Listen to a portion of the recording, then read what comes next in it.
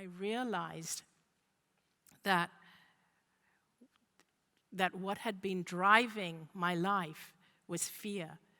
Because our lives are only driven by either love or fear. You can't focus on both, because remember the flashlight. You either see the green or you see the red. So you see the blue or the red. So if your flashlight is focused on fear, my flashlight was focused on fear. Every decision I made was made from fear, not from love. I was obsessive about eating healthy food, but I was obsessive because I was afraid of cancer. It wasn't because I loved myself that I ate healthy food. So every choice I made because I was afraid of the consequences, not because I loved myself. After I came out of the coma, I realized that I had to make every choice out of love and not fear. I had to make every choice because I wanted to make that choice, because I loved myself, and because it made me feel joyful. And so every choice I made out of love. And on that note, I invite you all to live your life fearlessly. And if that doesn't work, eat chocolate, because that always works. Thank you. What I want you to try to do now is to begin to think of yourself as, if you ever need a metaphor or analogy for it, think of yourself as the space. And remember that even your thoughts, the thoughts that you have, they are experienced. They are not what you experience with. Even what you see, everything that you see, seeing is something that takes place within you. The great poet from the 18th century, William Blake, said, "To see the world in a grain of sand, and a heaven in a wildflower, to hold eternity, infinity, in the palm of your hand, and infinity in an hour, we are all led to believe a lie when we see with, not through the eye, which is born in a night to perish in a night, while the soul slept in beams of light." Everything that you see, if I were to stay up here and ask you to stand up and walk towards yourself, you couldn't get even 1 inch or 1 millimeter away. Who you are is the infinite consciousness. Despite the fact that you've come to believe that you are a body that has thoughts, thoughts are things that are experienced through your inner consciousness. So think of yourself as space. And when you do that, you begin to realize that if you close your eyes, there's no seeing. The minute that you open your eyes, seeing is something that takes place within you. And then if you begin to realize that everything that you do see that seems to be out there is also experienced only within you. So that seeing and the seen are all internal experiences of infinite consciousness. It's all taking place within you. So that seeing, the seen, and the seer are all one. Hearing, the sound, and the hearer are all one. It's all the oneness. It's trying to get past this consciousness that we've been raised to believe that who I am is this individual thing that is separate from everything and everyone else. So what I want to do a quick reading for you from Yoga Vasistha. But in the 4th volume of the Life and Teachings, by the way, I used to be in a place where I couldn't read up on stage without reading glasses. I decided years ago to set an intention about improving my eyesight. And now, not only 14 years ago when I took the test for my driver's license, I had to have a little box marked on there, must have assisted with sight, must wear glasses. Then 7 years later, when I was going to renew it, I found out I could do it over the internet, so I didn't have to go in. So another 7 years went by, and I had to go in because you're only allowed to do that once. And when I went in, not only was I able to read the line for 20/20 vision, but I asked if I could please try an even smaller line. I just wanted to see how far I had gone with the ability to perfect my vision. And now I can stay up here and read. I read the entire Impersonal Life on the plane from Los Angeles without glasses in the middle of the night in a dark room with just a little tiny light. There's absolutely no limits to what you can create or manifest for yourself if you can do what Sage did when she was just a little girl and banish all the doubt. Just let it all go and know that I am not this body, I am not this mind, I am the space, the infinite space within, that without it, there is no me. And I am not all of these chemicals that I carry around and this river of fluids that I carry around with me. The best way to understand this is to understand yourself in dream consciousness. For 1/3 of your life, when you're in your dream consciousness, you can manifest anything you want by just simply putting your attention on it. The other night I had a dream that I was in my home on Maui, and the ocean, the water was coming up, and the water was coming up closer and closer and closer, and I was realizing that it was going to actually come into the windows, and there was going to be water all. I could actually see the color of the ocean, of the water, and all of the sand and things that were coming up. I could actually experience the feeling of the water. I could actually feel the wetness within the water. And I could hear the ocean roaring. All of this was taking place without a body, without any eyes, without any ears, without even anything to feel with. You do not need eyes and ears in order to experience anything. Thoughts are not things that you experience with. They are experienced in the infinite consciousness that you are. And you can pick any thought that you want at any time.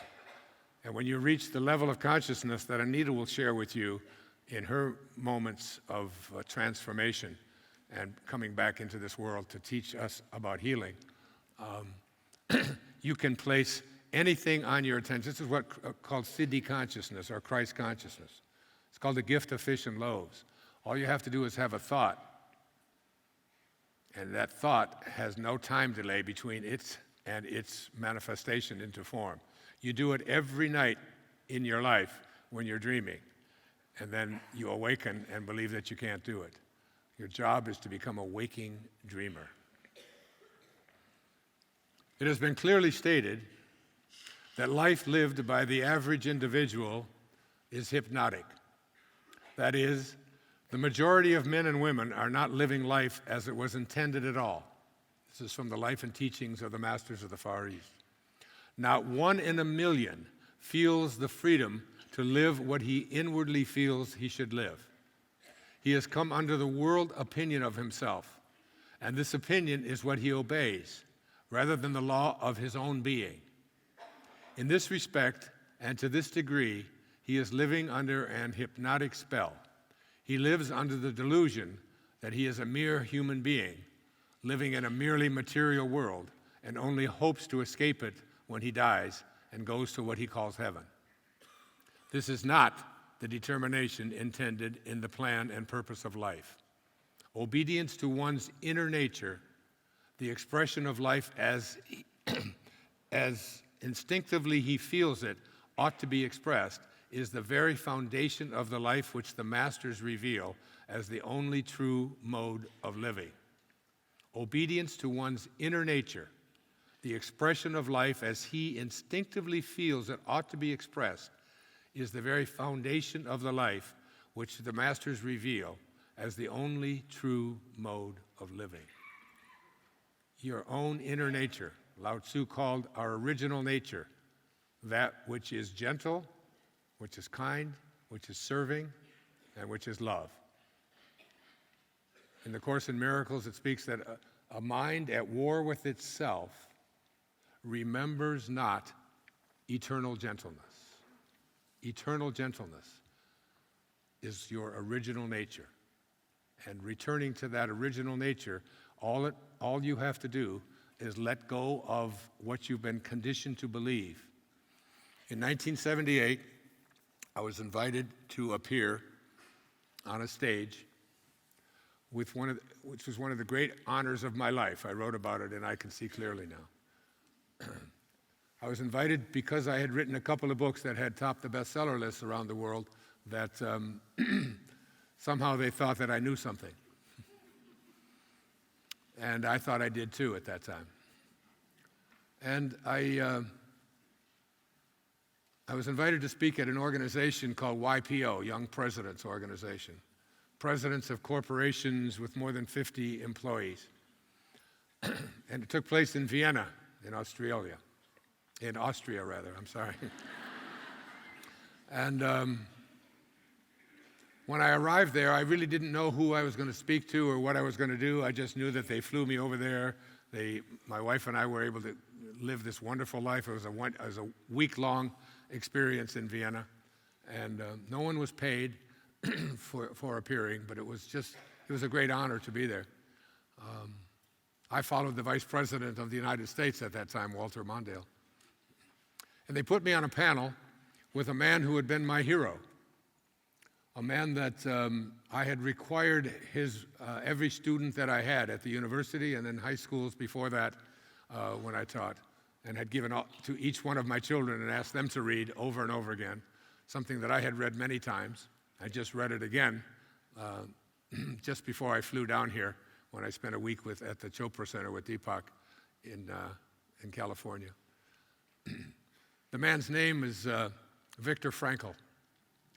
Viktor Frankl wrote a book called Man's Search for Meaning. Viktor Frankl, in 1942, when I was 2 years of age, was picked up from his home. He was a medical doctor, a psychiatrist, and he was put on a train. And he was sent to a place in Poland where I visited called Auschwitz. And he was in Auschwitz and Dachau and Birkenwald and 2 other places for the next 3 years. And he survived the concentration camps because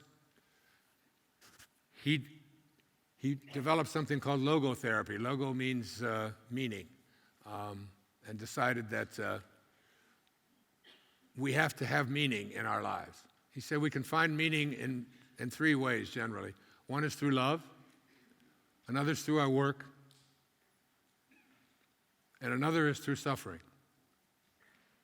And he quotes Dostoevsky in his writing. He says, Dostoevsky asked the question, the Russian novelist, he said, "Am I worthy of my suffering?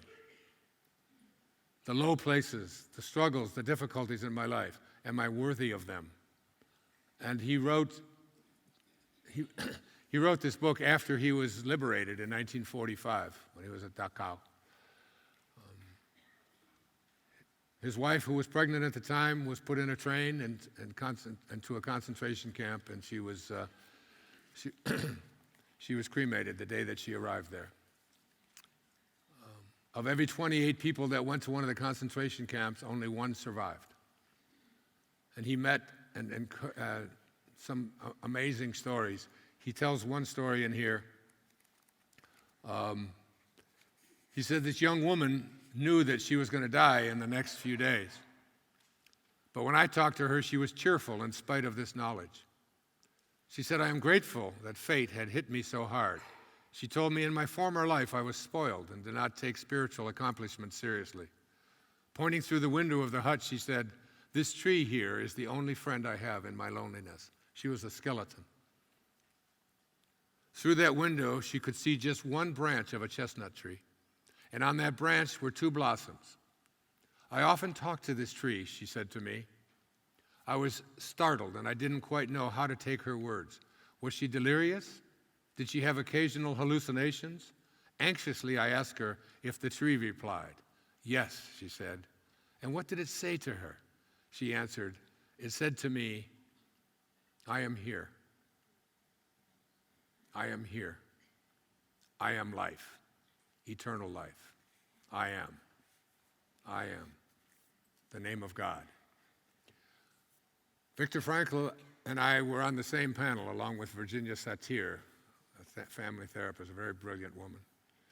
And I was just in awe of this man who had managed to survive the kind of suffering that it's hard to even imagine took place during my lifetime, that we were exterminating human beings by the millions in factories of death, in the stench of the horrors of places like Auschwitz, that he managed to survive.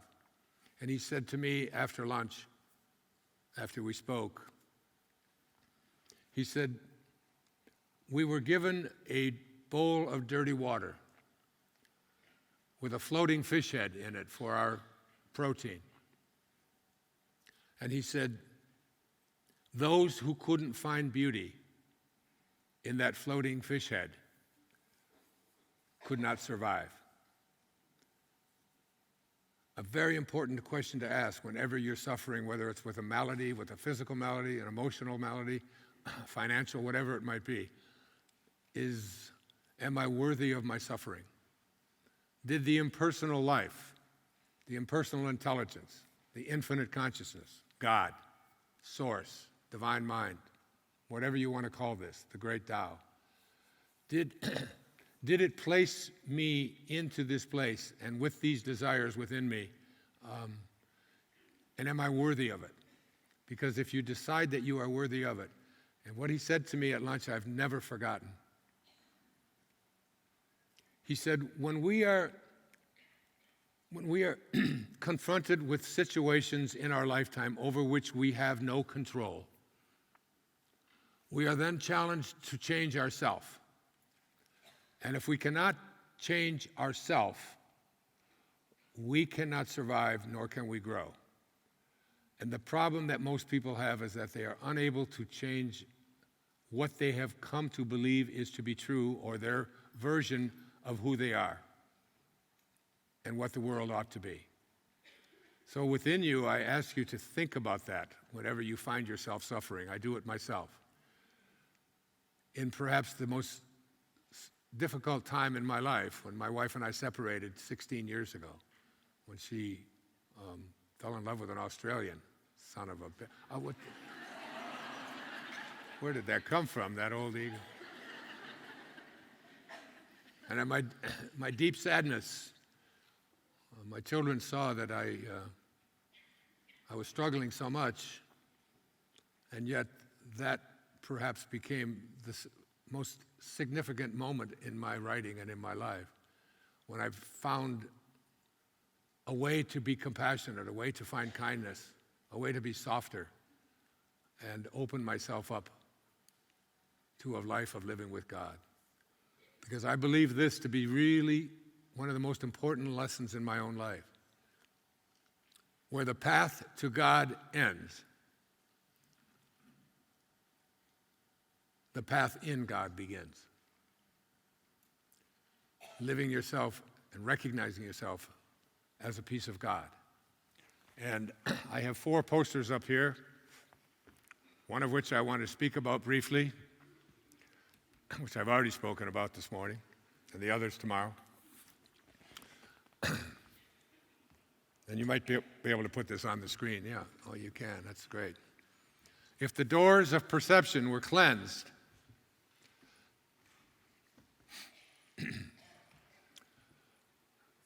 everything would appear to man as it is, infinite.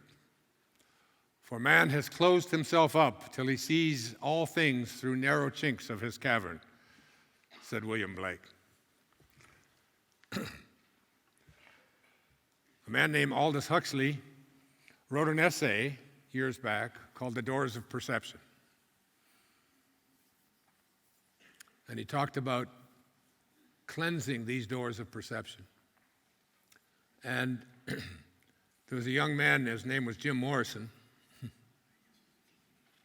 And Jim Morrison said, there are things that are known, and there are things that are unknown. And in between are the doors.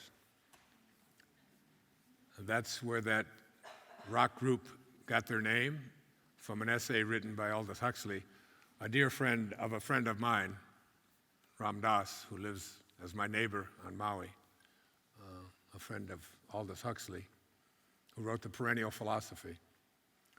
and the recognition of the infinite nature of everything, and that all of this other temporary stuff is just ego.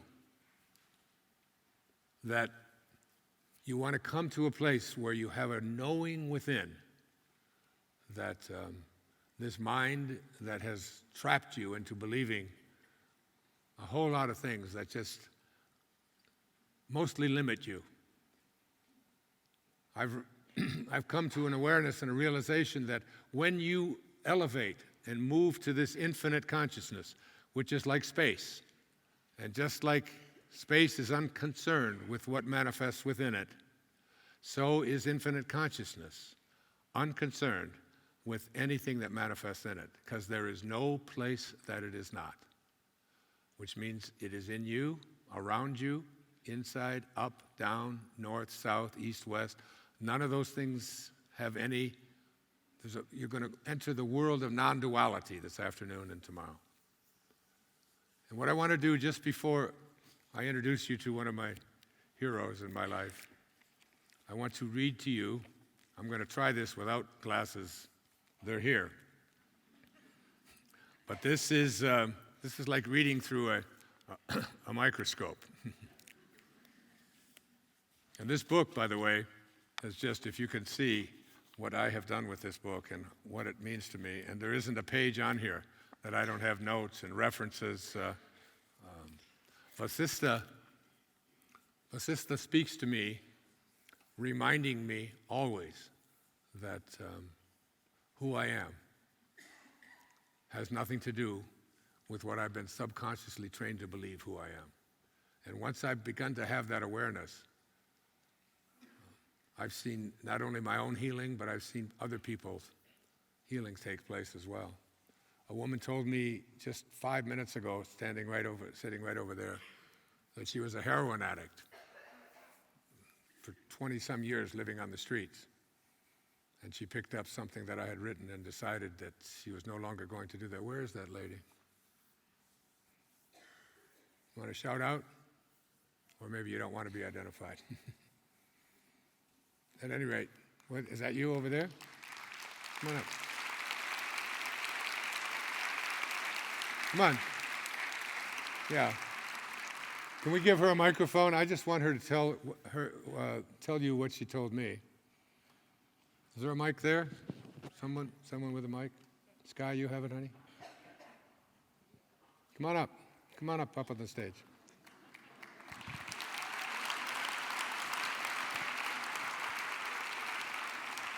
Have a seat. She had no idea I was going to do this. Hi. Is this on? Hi. Just tell us, we just have a couple of minutes. Just tell us what you told me. Well, first of all, I was meditating to the Moses Code like I do every morning for about 40 minutes the other day, and I heard Wayne Dyer in my meditation, which is why I'm here today. In 25 odd years ago, I picked up Real Magic, and that was the first book that I've read. And I had been living on the street and oh my God, my heart is just shaking. I picked up the book and I learned that I could have a different life and that I could change my life and that I deserved more and that not to be fearful. I still continued to use for about 5 or 6 years after that, but I kept reading and I kept believing. And now I'm a teacher and I teach all over Australia, and I teach the gift of changing your beliefs to marginalised people all over Australia. And I mention you...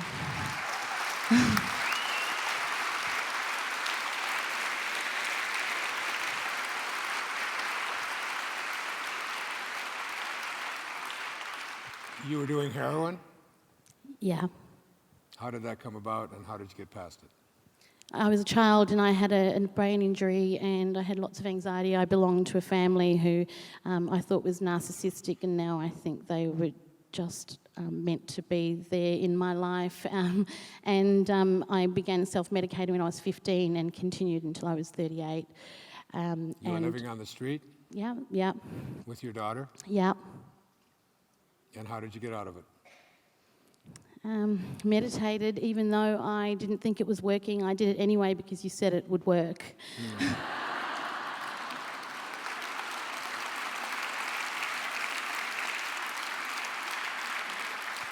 We honor you. We honor you for not only coming up and saying those words, but for the recognition that the infinite intelligence, the impersonal self, sent you there. You had to be there. Being in a state of gratitude for those years on the street and those years of heroin is what allowed you to transcend it and compass it. And now to teach others that there is absolutely nothing taking place in your life that you can't overcome when you find not only the path to God, but the path in God, to live in God. I'd like to give you this as a gift. Thank you so much.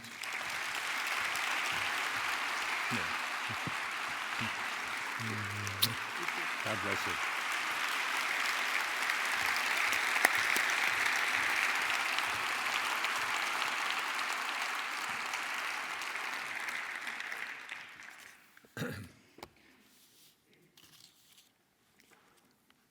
This is from Vasista, a book that was one of the great challenges. I could not believe that I took on the task of reading it and then finishing it finally, all close to, 800 and some pages in this edition, and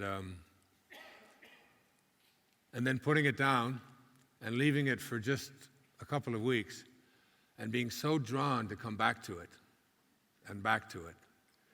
Because one of the things it says in the impersonal life is, it says, you, however, who do comprehend what I am saying here, will love every word and will read and reread many times, and consequently will receive all the wondrous pearls of wisdom I have held in reserve for you. This book and its message will be to you hereafter merely a fount of inspiration, or a door through which you will be enabled to enter into the impersonal estate and to hold sweet communion with me, your Father in heaven, when I will teach you all things you desire to know.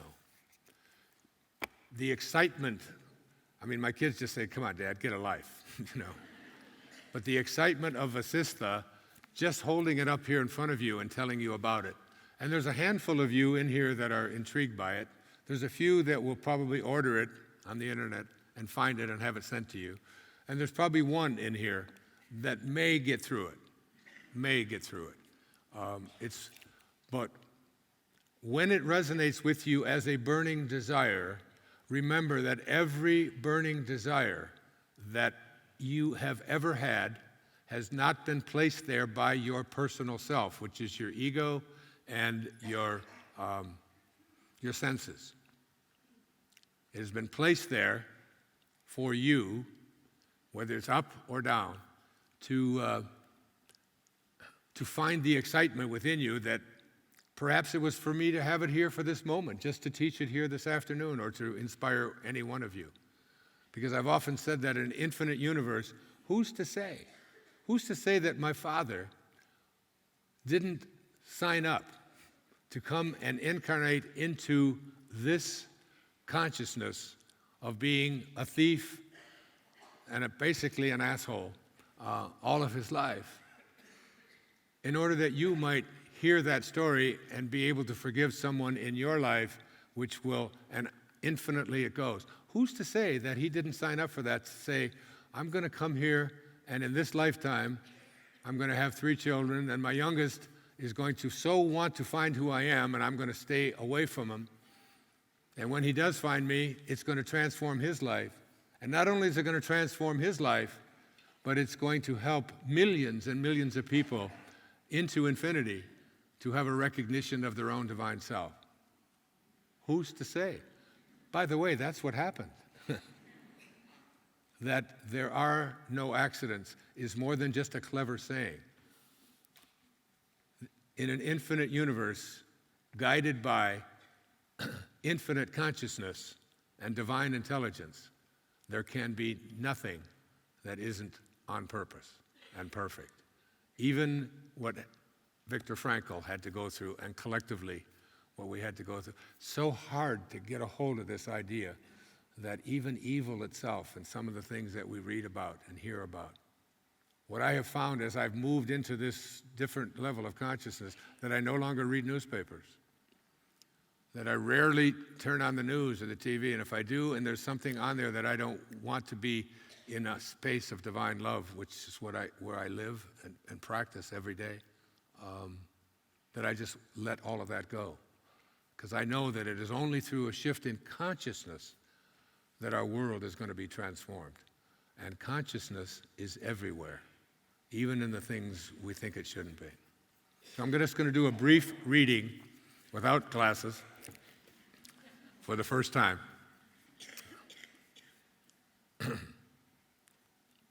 A deer, known as the mind, which had been wandering in the wilderness of countless concepts, notions, and prejudices, and which somehow finds the right path, takes shelter under this tree.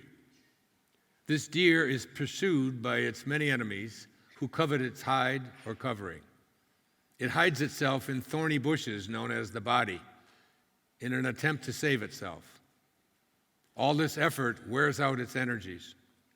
Running hither and thither in the forests of samsara, which is the coming and going of things, this life, that life, harassed by the winds, known as vasana, or latent tendencies, and scorched by the heat of ego, the deer is afflicted by interminable distress. This is your mind I'm speaking about.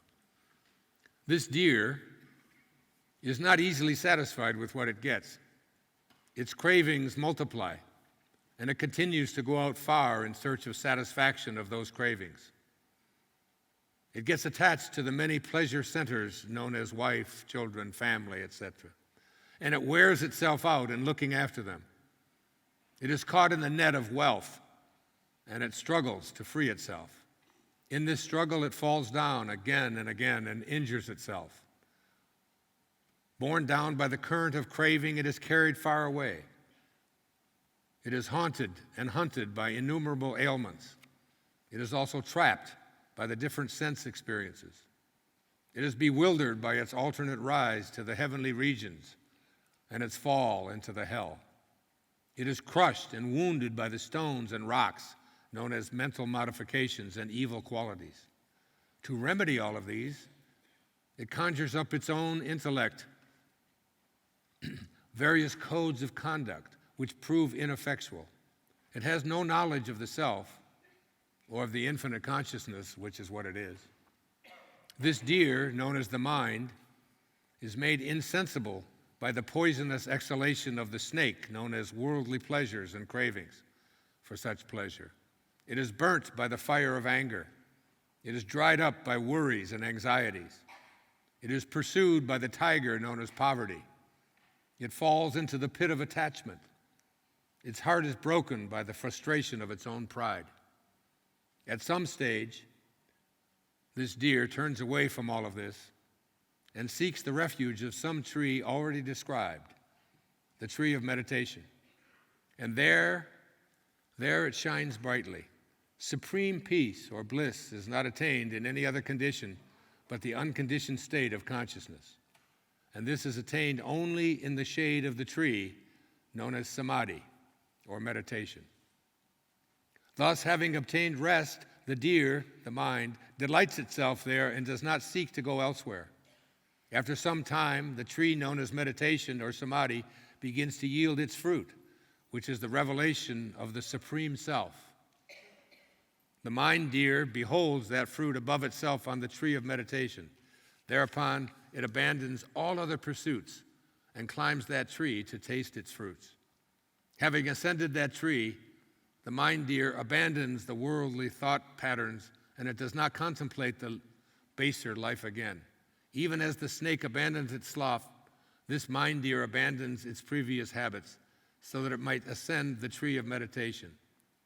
Whenever memory of its own past arises, it laughs aloud.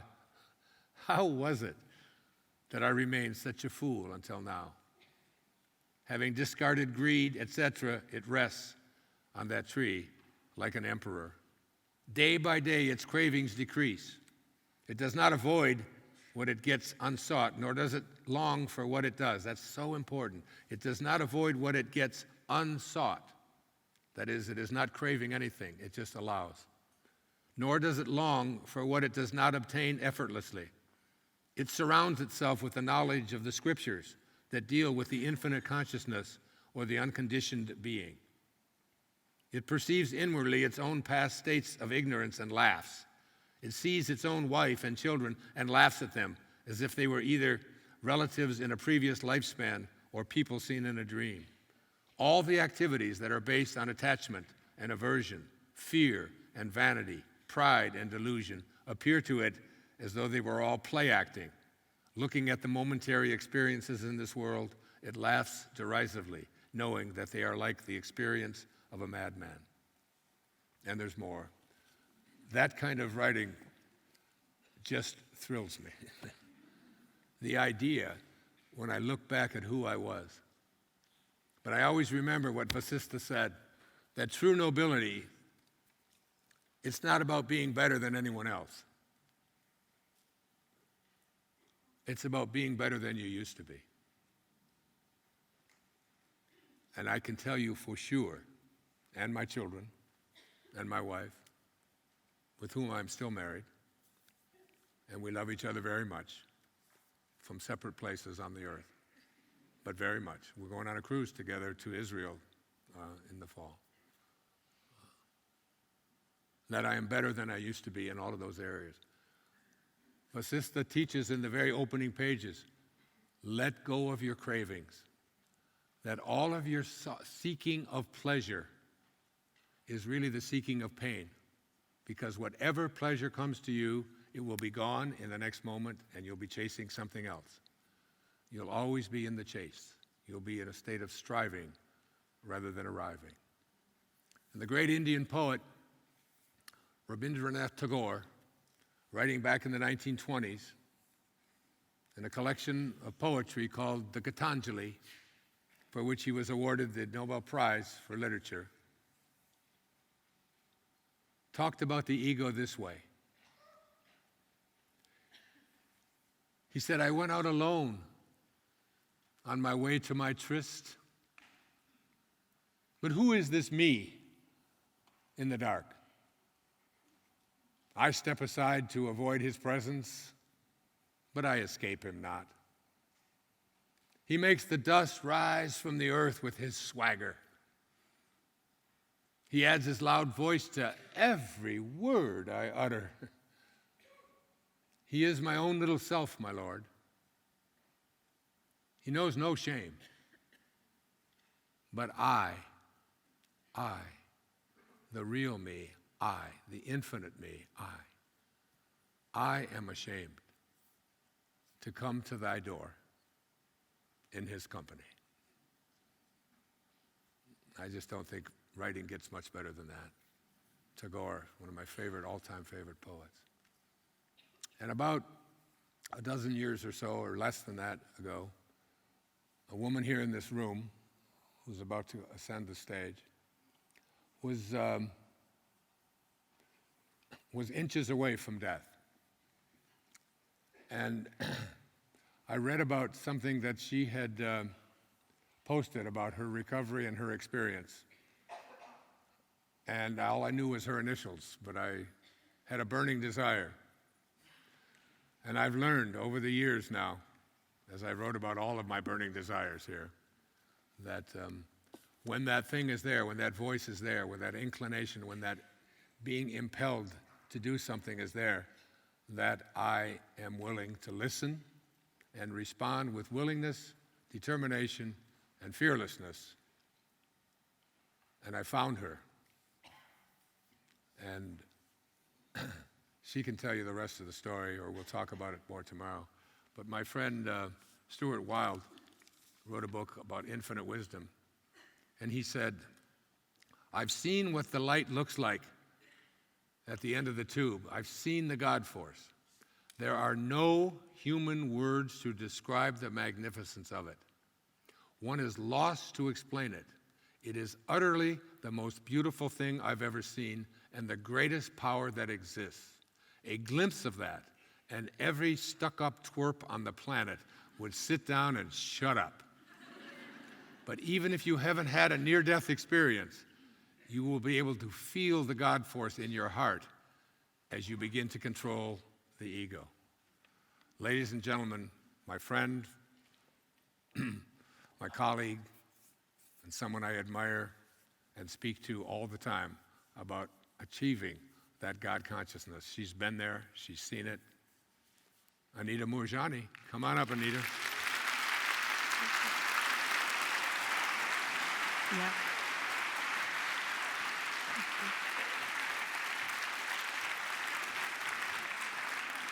Dance with me, I want my arms about you. Thank you. Enjoy. Thank you. Hi. Hi, everyone. Good afternoon. Thank you. Thank you for coming. And I met some of you last night at the book signing, and thank you for coming to that. I love Melbourne. Love the people here. You've all been so friendly, and I met so many of you outside while signing books. I'm going to just move this a little closer to the center, because I want to get closer to all of you. Just want it up here. Yeah, just up here, if it's possible. Or here, around here. No, right here. Sorry. Sorry. I was just dragging it here. Here? Yeah, that's it. Thank you. Yeah. How's the light? Is it all right over here? Can you all see me? Yeah. Can you hear me? Yeah, I just wanted to get close to all of you. Because you know we're all connected anyway. So, hi. Gosh, it's been such a whirlwind trip, and it's just been beautiful. Wayne he's such a generous spirit, and I am so grateful to him to have launched me on the stage. It started over 3 years ago, 3.5 years ago. The journey started pretty much in Sydney when my book was launched. And in Sydney, I'd never been on stage before. We were at an auditorium for 3,000 people, and my book had just come out. And Wayne pulled me up on stage to share my story. And so there I was standing on stage for the first time, 3,000 people in the auditorium, and I was shaking. And he said to me, "You're scared?" And I said, "Yeah, of course I am. I've never been on stage before." He goes, "Yeah, but you've been dead and back." He said, "What have you got to be scared of? What's the worst thing that can happen to you?" You've already experienced the scariest thing. So I said, "No, public speaking is scarier than death." Believe me, it is. Death is actually very, very beautiful. Because February the 2nd, 2006, should have been my last day of life. On that day, I actually experienced death. I had had cancer. I was struggling with cancer, with lymphoma, in fact, for 4 years. And by 2006, I was diagnosed in 2002, but by early 2006, the cancer had spread throughout my lymphatic system. So I had tumors, some of them the size of lemons, from the base of my skull, all around my neck, under my arms, in my chest, and all the way down to my abdomen. In some places, my skin had opened up. I had these great big skin lesions, these gaping holes, where toxins was oozing out of my skin. My lungs were constantly filled with fluid, so if I lied down, if I lied flat, I would be choking on my own fluid.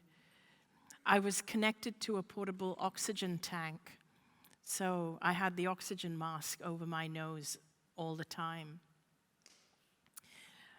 My body had stopped absorbing nutrition, so my muscles began to deteriorate, and I weighed about 83 pounds when I was at my lowest. So I looked like a skeleton.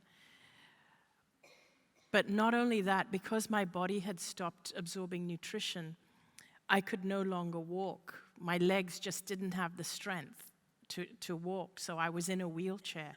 Not only that, even my neck didn't have the strength to hold my head up. My head was always hanging down, and it was a real strain for me to even put my head up. I was so weak, and I was constantly in a state of discomfort because I was in pain all the time from the skin lesions, from being unable to breathe. I was just constantly in pain, and every time I would try and sleep, I would choke and wake myself up.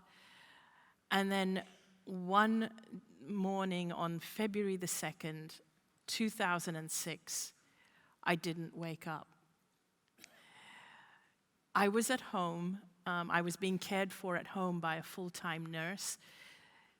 And on that morning, when I didn't wake up, my husband was frantic. He called my doctor, and the doctor told him to rush me to the hospital right away.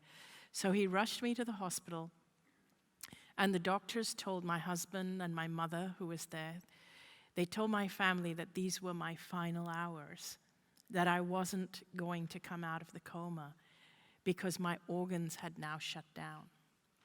My limbs were starting to swell up because I was now going through organ failure.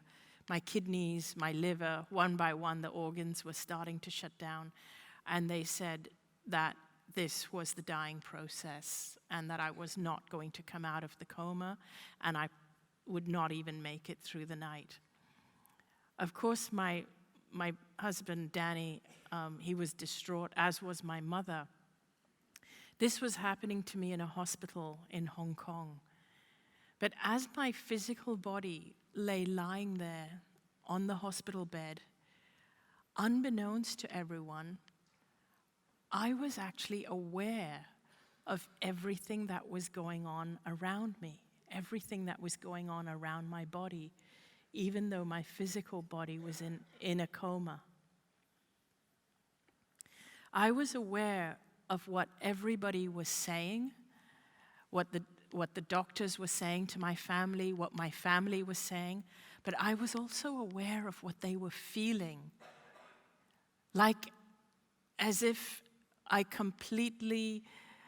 was as if I merged with their feelings. I knew what they were feeling. I could feel the helplessness of the doctors and the nurses because they were rushing around and they were poking tubes into my veins, but they knew that I was dying. I was aware of how distraught my mother and my husband were feeling. My husband was sitting there, Danny, he was sitting there right by my bedside, holding my hand and willing me to come back. And yet I actually felt absolutely amazing. I felt absolutely beautiful because all the pain was gone. For the first time that I can remember in 4 years of dealing with cancer, all of the pain was gone. All of the discomfort was gone. And I just felt really light and really free.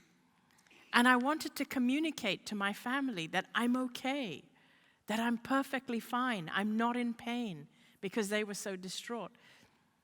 But I couldn't communicate with them. It was like I had no voice. I wasn't able to speak. And yet I just felt really incredible. And I felt a feeling that I can only describe as a feeling of unconditional love. I use the words unconditional love because there aren't any words in the English language to describe what I really felt, but it was a feeling as if I was loved just because I existed. I didn't have to do anything to prove myself. I didn't have to be someone. I didn't have to prove myself or anything. I was loved unconditionally just because I existed. And I don't remember feeling that way ever in my life before. And it was just the most amazing feeling. I felt light. And of course, all the pain from having the fluid in my lungs, the open skin lesions, and being unable to breathe, all the discomfort, it was all gone. I then started to become aware that I was surrounded by other beings. And I started to realize that I was going through the dying process. It was like they were there to help me through the process. And they were all they were loving beings. But one of those beings was my deceased father. My father had died about 10 years prior. And when I was growing up, my relationship with my father was very turbulent because my parents are Hindu, and I grew up in Hong Kong, and I went to a British school. So my father and I clashed. We had a lot of cultural clashes because as I grew up, he wanted me to embrace traditional Hindu values. But I had grown up outside of my culture. I had friends who were all different cultures and nationalities and religions, and my parents wanted me to have an arranged marriage. And I rebelled against this. Finally, when I did give in, and I was supposed to get married to somebody they had chosen, about 2 days before the wedding, I couldn't go through with it, and I ran away. And this, and this actually brought a lot of shame. It's the best thing I ever did, looking back at it now, because I've met the most amazing husband, Danny, who's over there taking photos. And by the way, while we're on the serious topic, whenever Wayne sees Danny, he always says, "Danny, if you and I put our heads together, we'd make an ass of ourselves." So 2 days before the arranged marriage, I ran away, and I brought a lot of shame to my family, to his family, and to our community, because everybody in the Indian community in the whole planet heard about what I'd done. And this was the days before the internet. And if anyone here is Indian, you'll know what I mean. So my parents were told that no Indian boy would ever marry me. No parents would ever let their son marry me after what I'd done. Interestingly, when Danny asked me to marry him, he happens to be Indian, and when he told his parents he wanted to marry me, they said, "What? That's the girl who has a mind of her own." Are you sure you want to marry her? So anyway, so I met my father in the other realm, and I had always felt that I had disappointed him, that I had never been good enough, that I'd failed him. And he passed away before I got married. I'd failed him in the eyes of our community, and he passed away, and so he wasn't there for my wedding. When I encountered my father in the other realm, I realized that he had been watching over me during my wedding. He had seen Danny. He had seen me get married, and I was very, very comforted by that. But also, more importantly, all I felt from him and for him in that realm was pure, unconditional love. The guilt that I had carried, it was just gone because of the love I was feeling from him. There was no judgment for anything that I had done in my life that could have been judged as being wrong. There was no judgment at all, because in that realm, I understood that whatever I had done that can be perceived wrong, it was done. I understood that I had done it from my own limitations, and also from the limitations of the circumstances. So even though I had often felt that I was a victim of my own culture, I realized in that realm that even my father had been a victim of our culture. I had no judgment for my father as well for what he had done, because he was doing the best he could and the best he knew how as a Hindu father for his daughter.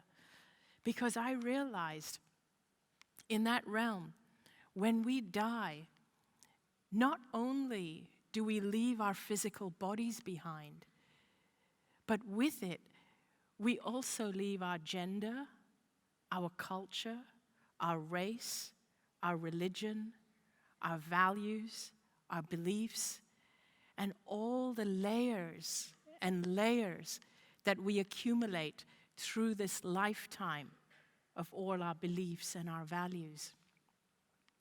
So if we leave all this behind, then what crosses over? I realized that what crosses over isn't something smaller or reduced because of everything we've left behind. In fact, it's something far, far greater. It's something huge. It's something that cannot be labeled by all those labels. It's our pure essence. It's our pure consciousness. It's our pure light. Or we can call it pure God. Again, these are all labels. And labels limit who we truly are. And what crosses over is who we truly are. And I realized that who I was, what crossed over, and who we all truly are, is something or someone much more powerful and much more magnificent than I had ever realized in my life. I never knew how powerful I was, how magnificent I was, how great I was. I never knew that I was an expression of God, that which expressed itself through this physical body is an expression of God. I never knew that in physical life. Now, I also encountered my best friend who had died. She had died of cancer about 2 years before I had this experience. And I encountered her in the other realm. And at the time she had died, I wasn't with her because I was watching her dying of cancer, and I found I couldn't be with her because I was dealing with my own diagnosis. So I stopped going to the hospital to see her, even though she wanted me there. And when she died, I had felt really guilty. And she was my best friend, like a sister to me. We'd grown up together. And now here she was in the other realm, and all she felt for me was pure, unconditional love. There was no judgment for me not being there. There was no, and even the guilt I had felt was just gone. What we feel in the other realm is even beyond forgiveness, because in order to forgive someone, you have to judge them as being wrong first, and then you forgive them for having hurt you. When we're in that realm, it's the state of non-duality.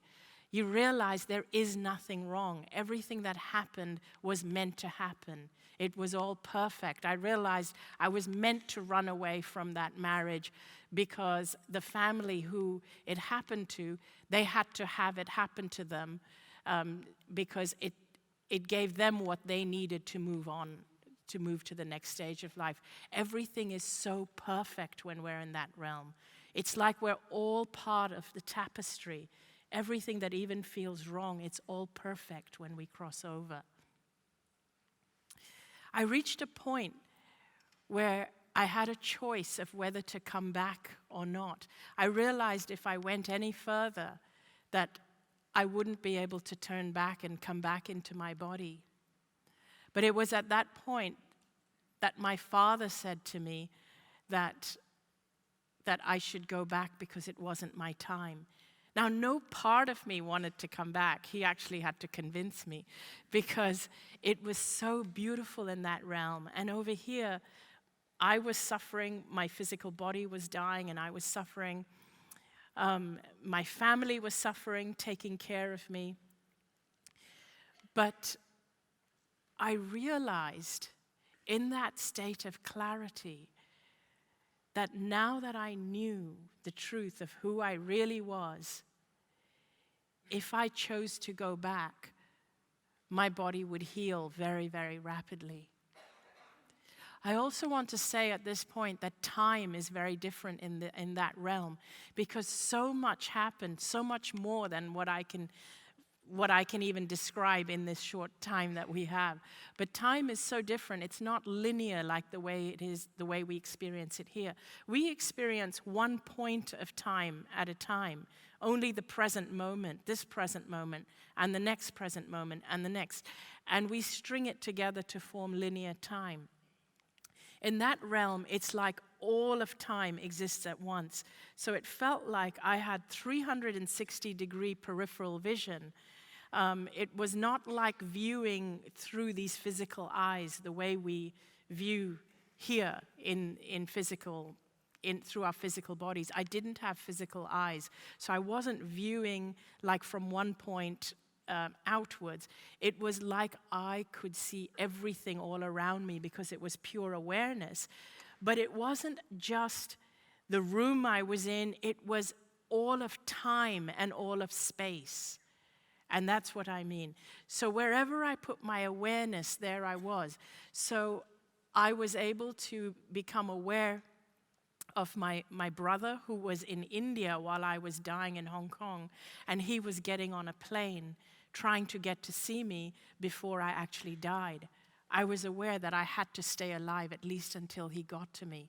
But I was also aware of other lifetimes that I had with my brother and other lifetimes that I had with my husband, Danny.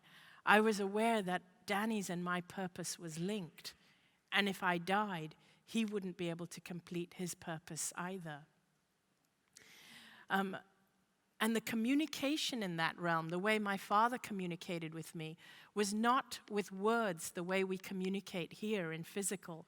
Because again, we don't have bodies, we don't have vocal cords.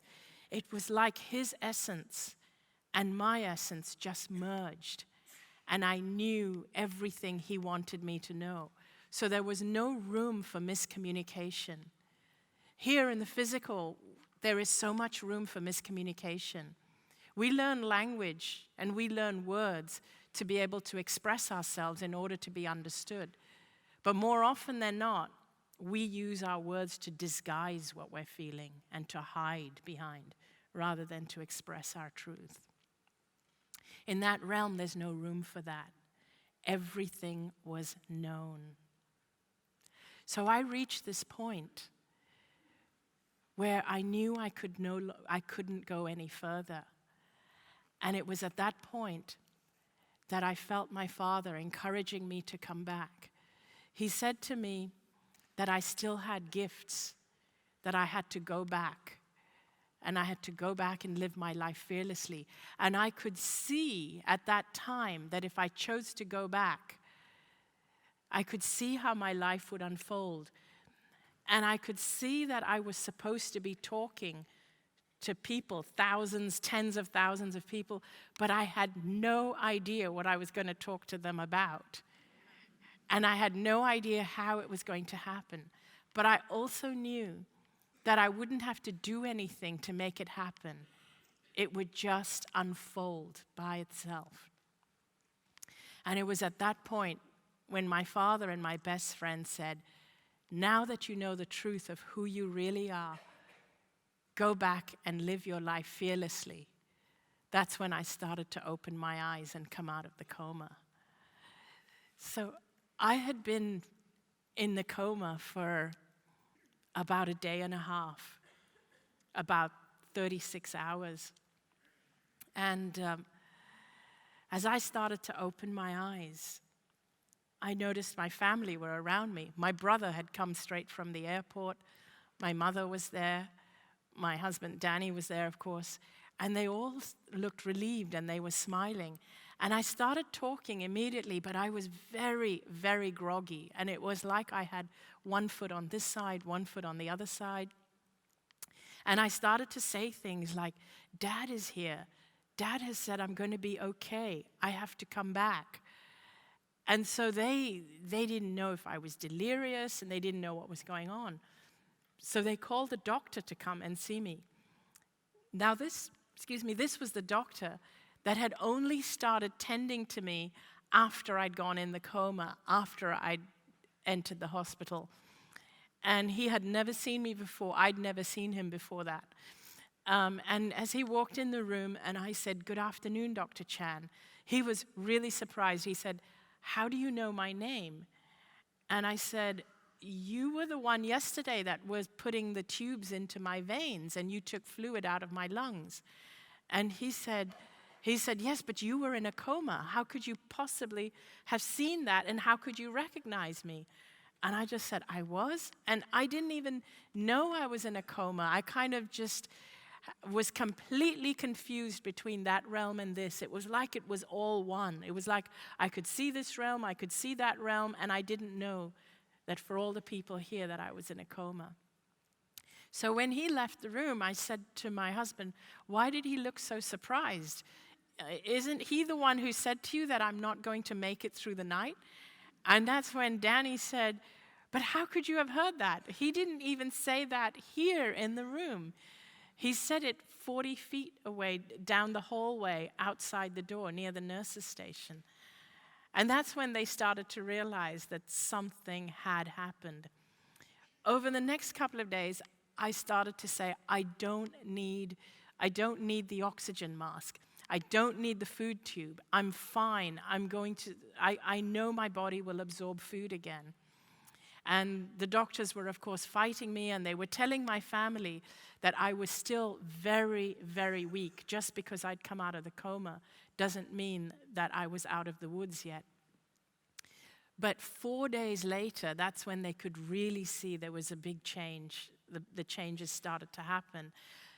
In 4 to 5 days, my tumors had shrunk by 70%.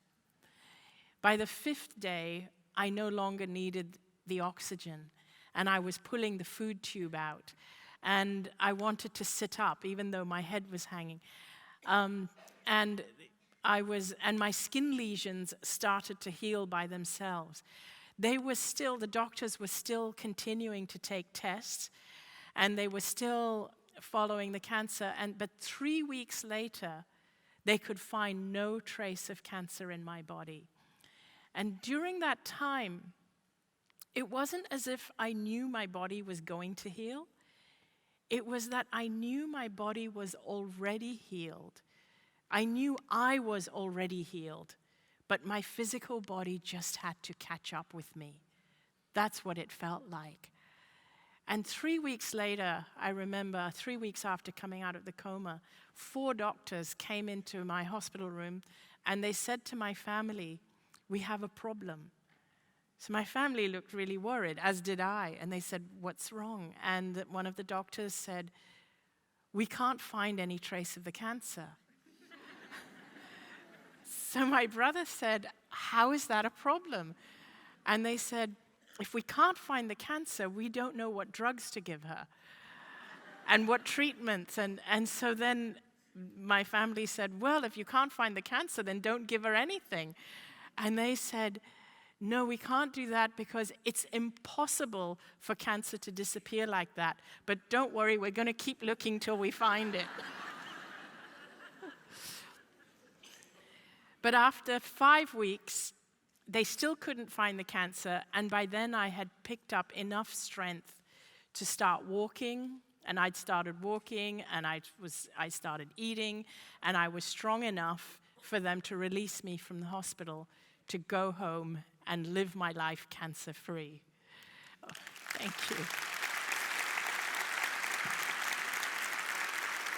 Thank you. And I'd like to share with you a few photos from part of my journey.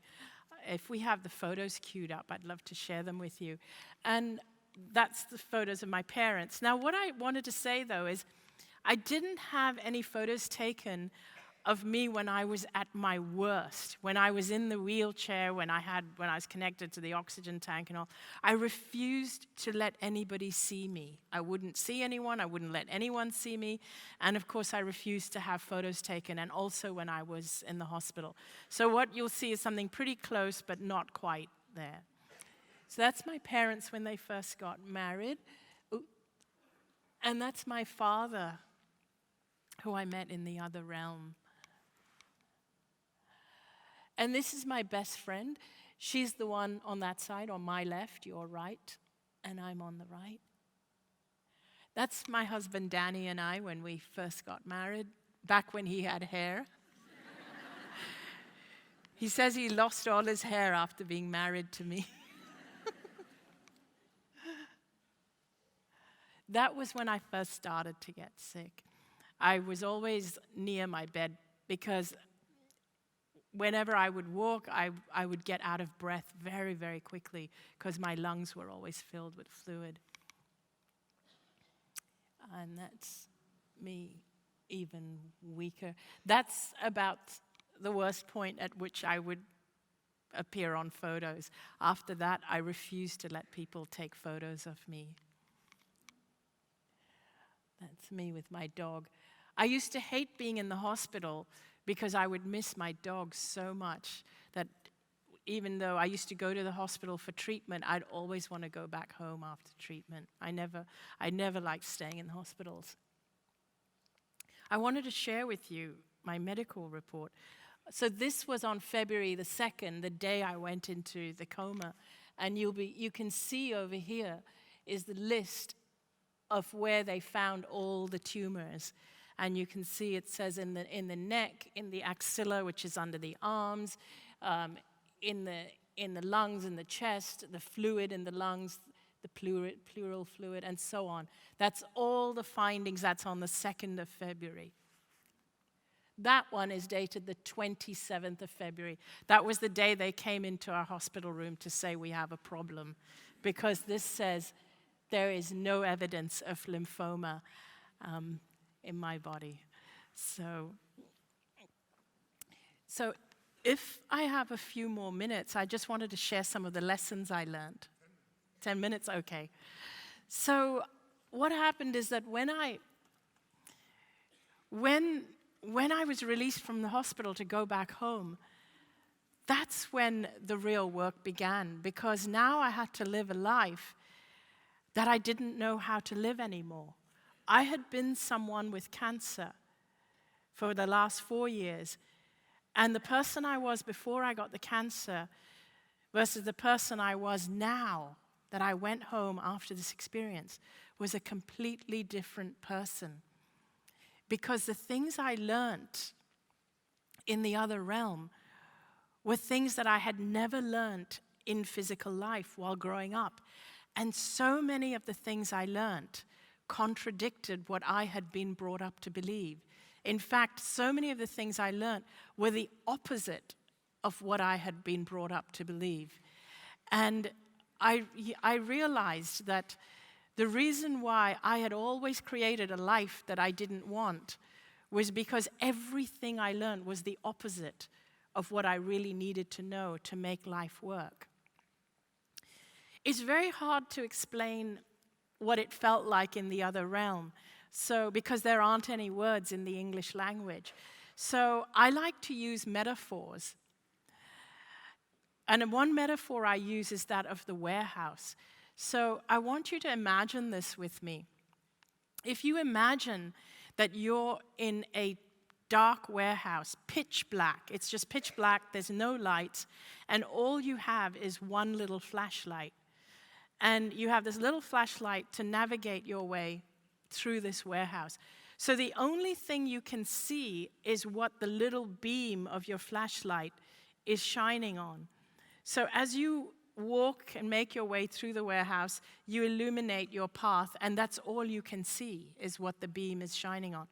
Then as you shine it up on the wall here or there, you can just see those little areas that you're shining your flashlight on. Now imagine one day that the lights go on. And when the lights go on, that's when you realize that you're in this huge warehouse. I mean, it's humongous, huge. It's so huge, you can't even see the ends. But it's lined with these shelves, like rows and rows of floor-to-ceiling shelves, like bookshelves. And on these shelves are all kinds of things.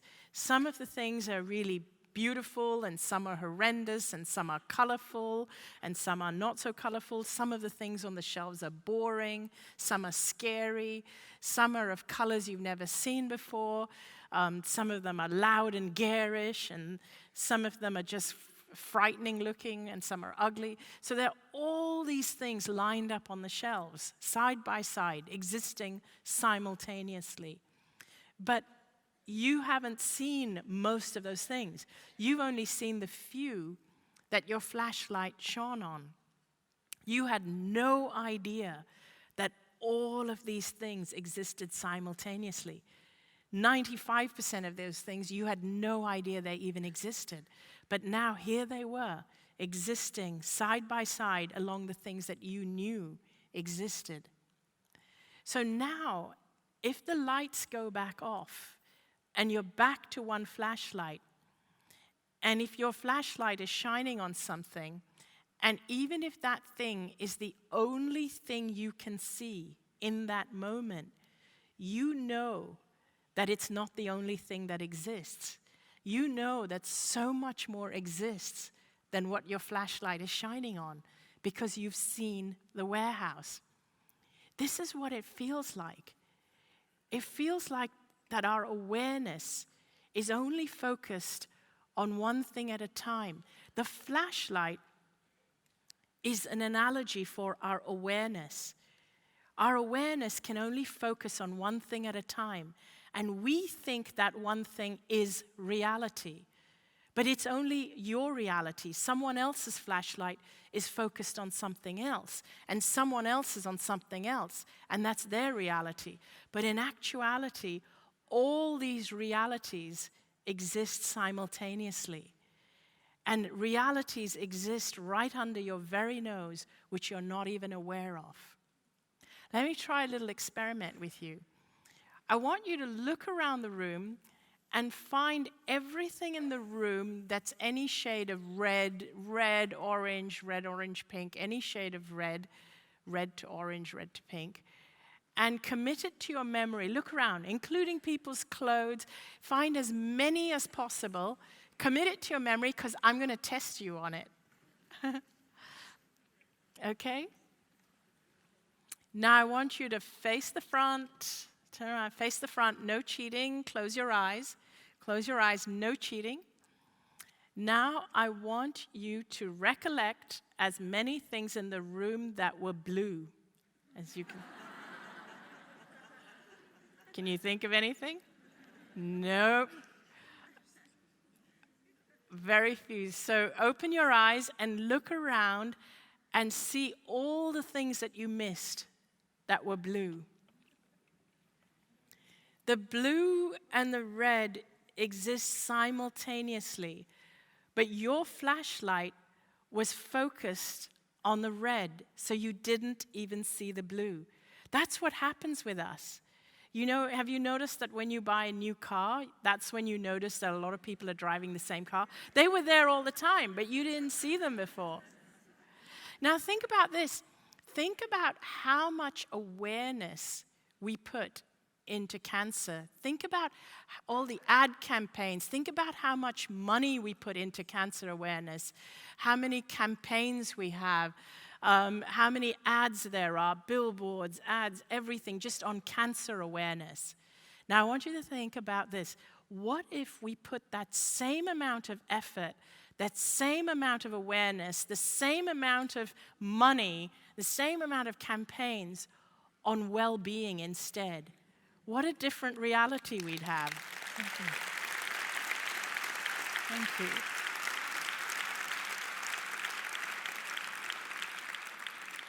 Most people, and especially most people in the medical field, don't even know what wellness really is, because we've all been really focused on finding that cancer.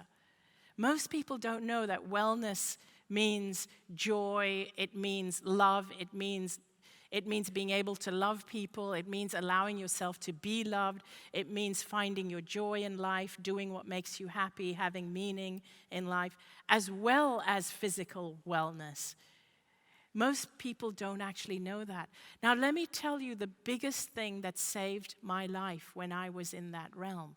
I told you that I knew that I was going to be well when I came back. I knew I was going to be healed. Because in that realm, I understood how I got the cancer. I understood how every thought, every decision, and every choice that I had made in my life had led me up to that point, lying in that hospital bed. I understood that I had never, ever loved myself. I had always forsaken myself. I had always treated myself like a doormat. I'd always allowed other people to treat me like a doormat. We only allow other people to treat us the way we treat ourselves, by the way. And I had never known how important it was to love myself. I had always thought it was selfish to love myself. But in that realm, I realized that if I am an expression of God, if I'm an expression of universal energy, of source, whatever we want to call it, how can I not love myself? Because not loving myself means not loving the God force energy that expresses itself through me. I understood that I had to love myself like my life depends on it. And that was the most important thing that I could do for myself and for everyone around me. And that was the lesson that saved my life. And I realized that what had been driving my life was fear. Because our lives are only driven by either love or fear. You can't focus on both. Because remember the flashlight. You either see the green or you see the red. So you see the blue or the red. So if your flashlight is focused on fear, my flashlight was focused on fear. Every decision I made was made from fear, not from love. I was obsessive about eating healthy food, but I was obsessive because I was afraid of cancer. It wasn't because I loved myself that I ate healthy food. So every choice I made because I was afraid of the consequences, not because I loved myself. After I came out of the coma, I realized that I had to make every choice out of love and not fear. I had to make every choice because I wanted to make that choice, because I loved myself, and because it made me feel joyful. And so every choice I made out of love. And on that note, I invite you all to live your life fearlessly. And if that doesn't work, eat chocolate, because that always works. Thank you. Thank you. Anita Moorjani.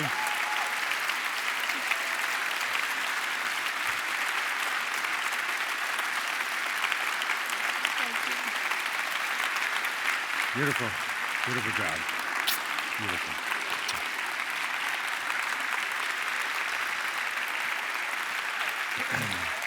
Yeah.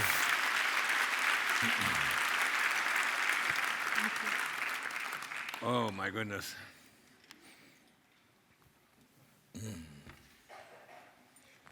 That was so beautiful, Anita. Thank you.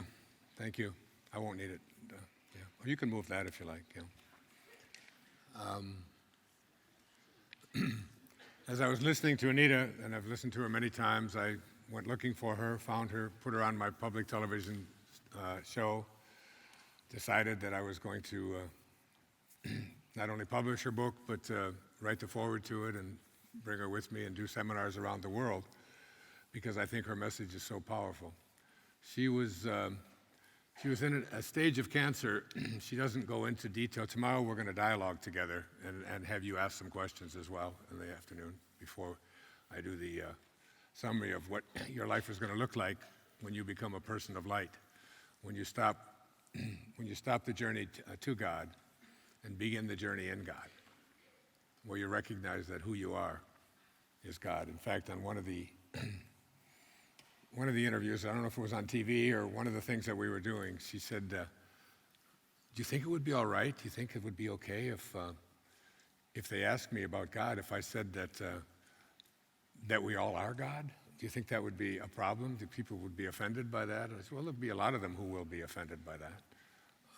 I know when I wrote Wishes Fulfilled, and I was out there lecturing about it, and some of the people who were raised on pretty far-right, straightforward,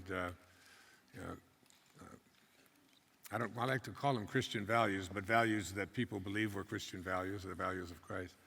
And when I would tell people that they were God, that God is within each and every one of us and we are God, and I would say that they would just get all upset with me because there's this belief system somehow that God is this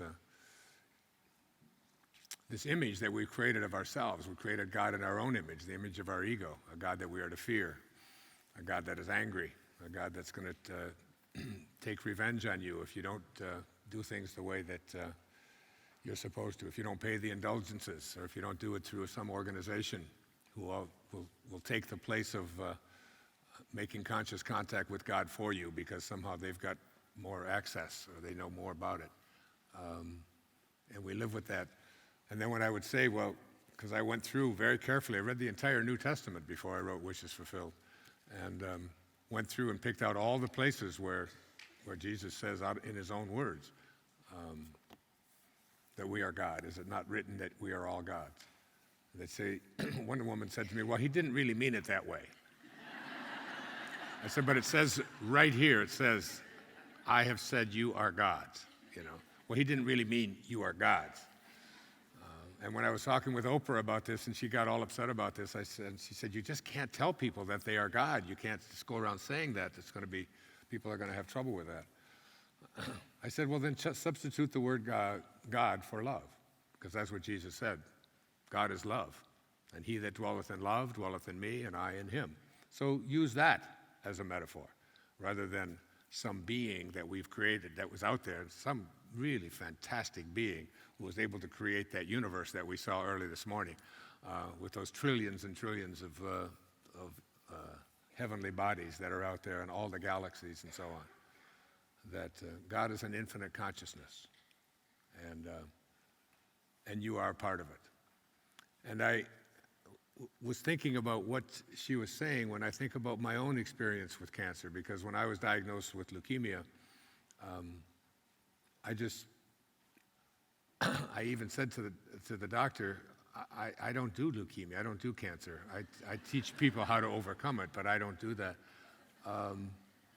And there was the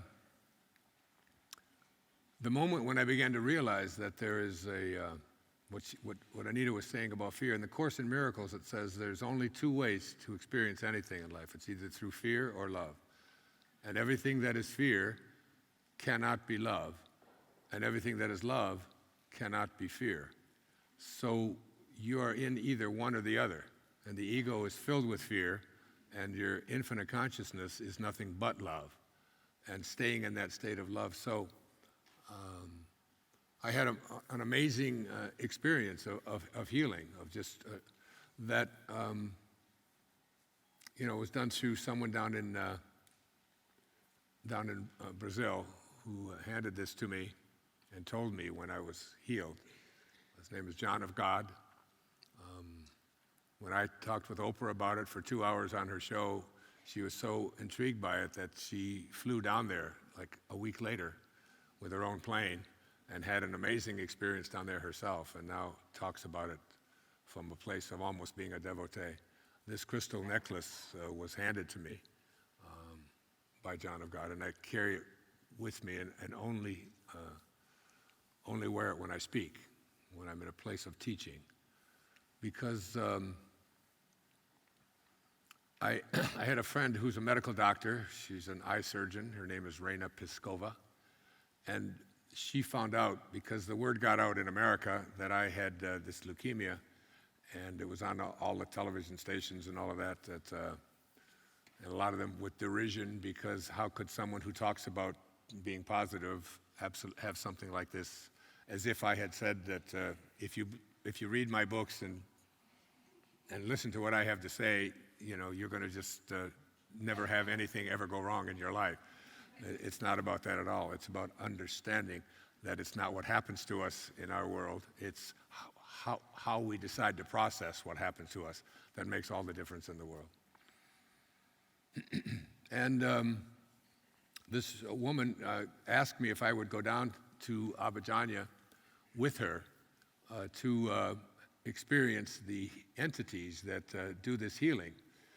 Now, all over the earth, there have been many people that we call them faith healers, and there's a lot of duplicity involved in it. You have to be very careful about all of it.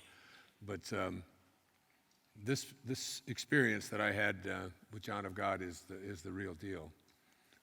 He has treated he's been here in Australia, and there have been stories written, and there are always stories about people that, looking for all the negative side of it and so on. But when I committed to going down there, but I was in the process of writing Wishes Fulfilled, and she said, I want you to go. It's very, very important. You're a very important person. I don't want you to die. You have so much more to teach. And I said, well, I've got I've got deadlines, and I had all of these things I just backed out at the last minute. But I knew about John of God. And so she flew down there anyway, and she had an amazing healing a while back herself, and was going down there for the second time. And when she got down there, she called me from there. She was a bit angry with me for not going, but she said, I still want you to experience the healing, and I want you to experience the entities, because John of God always says, I do not do any healing.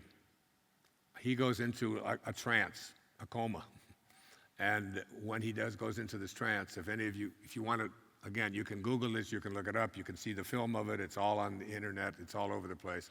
Just John of God from Abidjan, Brazil, and you'll see it, as Oprah did before she went down there.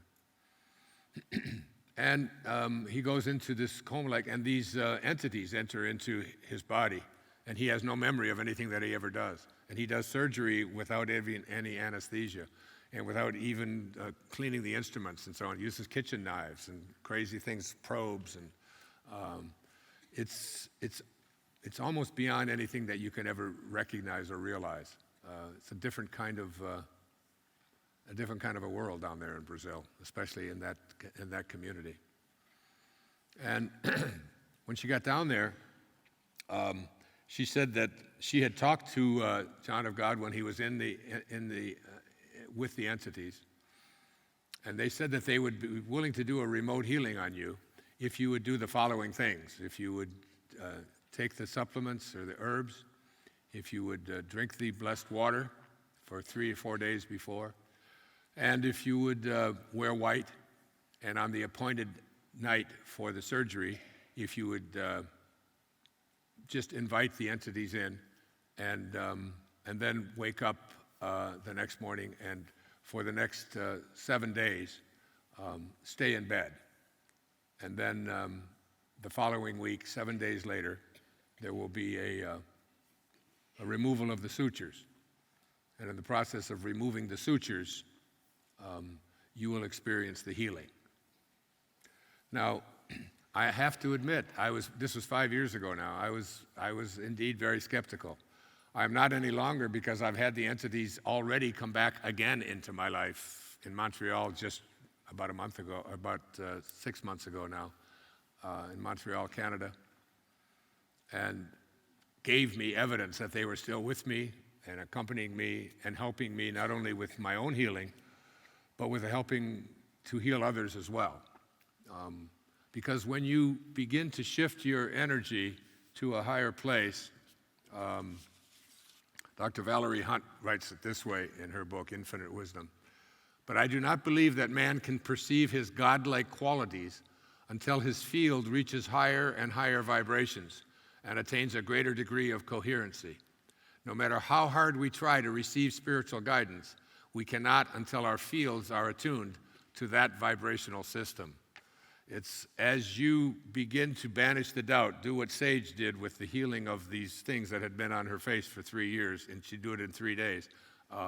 As you begin to banish the doubt and come from a place of of absolute knowing, that what happens is that you begin to, everything is vibration in this universe, and you begin to vibrate at a different speed. And as you get into a higher and higher speeds, that's why the repetition of the sound of the name of God, like in the meditation in the Isha Kriya we did this morning, and we'll do again tomorrow, when you begin to see this and do this, it raises the frequency at which you vibrate, and as it does that, you send out a different kind of an energy. And as you send out this energy, it's sort of like the energy that St. Francis speaks about in his famous prayer, Lord, make me an instrument of thy peace. He doesn't say, Lord, I don't have any peace, please bring me some peace. He said, make me an instrument of thy peace. Where there is hatred, let me bring love. Where there is darkness, let me bring light. In other words, you take the darkness, and instead of trying to abolish it or remove it from your life, you convert it through this process of transformation. And in this process, darkness turns to light, hatred turns to love. I've given many lectures. I've given lectures in Assisi with Saint Francis. I've actually seen Saint Francis in a healing. There's a film that I've done called Ambition to Meaning here in Australia. It's called The Shift in America. Same film. And I had a momentary experience of being about to collapse with someone on the back of my shoulders who was injured. And St. Francis appeared in just 5 seconds to me, just went like this. And this knee that was about to be, I had MRIs done on it, it was going to be replaced, was healed in that moment. And I carried this man up 3 stairs to where the Poor Clares were in San Damiano in Italy. It all happened in a moment. And I want to tell you about that moment and what that moment is like before we close out for the day. It's shifting the awareness and having this absolute knowing within that I am a piece of infinite consciousness, and there's absolutely nothing that has ever happened or ever will happen that I'm not capable of, because who I am is that. There's no place that I am not. So I still had a great deal of skepticism 4 or 5 years ago about this treatment. I had been diagnosed with leukemia. Some of the effects were starting to show. I was getting the night sweats. I was getting the bruising in my body. My energy was low. I had to quit doing yoga. I had to slow down. I used to run every day. I couldn't run anymore. I could barely walk. I was getting weaker. My kids noticed it. I noticed it. I saw deterioration taking place. Today, this morning, I was up at 4:45. I already meditated for an hour. I've ran for a half an hour this morning. I did a coffee, and if you want to join me for coffee, I did a little coffee in the morning. And when this is over, I'm going with Cal, who's taken me over to a place because they don't have a pool at the hotel I'm staying at, but I'm going to go do an hour swim. And I have more energy than I can ever remember ever having had in my life. And it all took place back there with this experience with John of God through those entities back on April the 21st, on my just before my 71st birthday. I remember it because it was my mother's birthday. She was 95 on that day. So I played along with Raina. Remember, she's a medical doctor, an eye surgeon. And I said, all right, I'll do it. And she was so determined. She had such a burning desire. This burning desire thing is really important. I mean, when you read Think and Grow Rich, Napoleon Hill, he speaks about the difference between people who live an enriched life and people who don't. He said the only thing that distinguishes this group from this group, highly functioning people from ordinary people, is that these people have a burning desire to do something, and they are willing and determined and fearlessly applying it in their life. They don't listen to anybody else tell them what can or can't be done. So I've believed what Tilopa said back in the 10th century, have a mind that's open to everything and attached to nothing, attached nowhere. but I still had a healthy degree of skepticism. I've read stories about faith healers, places in the Philippines where you see people and they pull things out of their bodies, and the whole thing is a ruse. But there is something called real magic. I talked with Michael about that for 3 hours one day at the top of a mountain, about real magic. And I experienced it that day. And what happened is she arranged to have the herbs sent to me. And any of you can do this, by the way. You can sign up if anybody you want to. It just depends on whether you banish the doubt or not. And she sent me the herbs. She had them FedEx to me from Brazil, 7-hour time difference. She had them sent to Maui. She FedExed me the blessed water, a gallon of blessed water, blessed by the entities, which I drank. Sent me a picture of, I had to send pictures down of myself from the front, from the back, from the side, and from the side. I did all of those things. When they got down there, they looked at the pictures and they said, no, we can't do the surgery. He is not taking the supplements. They hadn't arrived yet. So she had to wait 3 more days. When they arrived, and I had them in my body for 3 days, they took the same pictures again, front, side, back, and it was approved that I would be ready for the remote healing.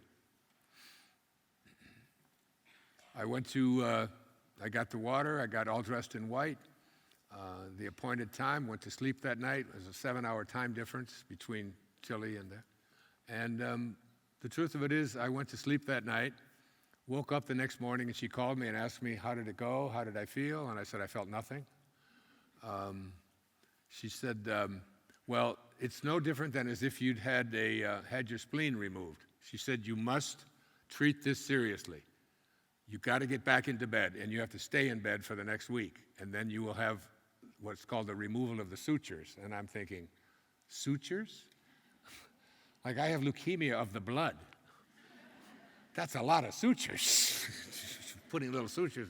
And that's just a term that they use for when the entities, and I've actually seen photographs of these entities.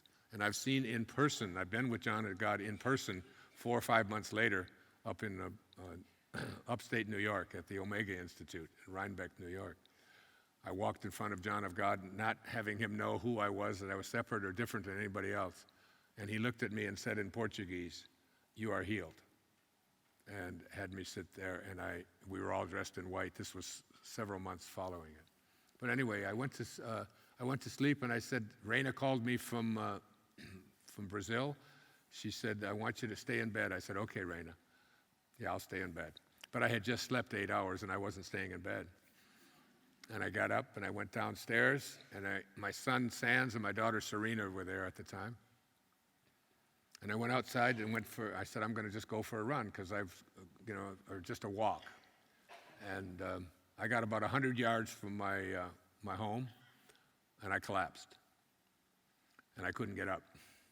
And my son, daughter helped me, and I was just so weak. I just could not believe how weak I was. And I went back upstairs, and I got into bed, and all I had was just a little bit of broth for the next week. I was very, very weak. So I was starting to become a believer that something was going on here. And then it was time for the removal of the healing, the removal of the sutures now, where the entities literally come in and go into your body. And these entities work from a spiritual dimension. They could walk into this room of 1,000 people and heal every single disease that exists in this room in 1 instant second. Just instantaneous like that, because they don't work in the physical domain. They work in a place where there is no time, there is no space, there are no boundaries, there are no beginnings, there are no ends. It's an endless universe, and these are healing elements. I know there's skepticism. I can feel it in the room, but that's okay. Just allow yourself to have a mind that is open to everything and just not attached. Just don't stay attached. It's not what you know, it's what you know for sure that just ain't so. There are many times as I'm telling this story, I like to read this little poem because it helps you to realize that sometimes you think you really know what's going on, and what you have hung on to isn't applicable at all. A woman was waiting at an airport one night, several long hours before her flight. She hunted for a book in the airport shops and bought a bag of cookies, found a place to drop.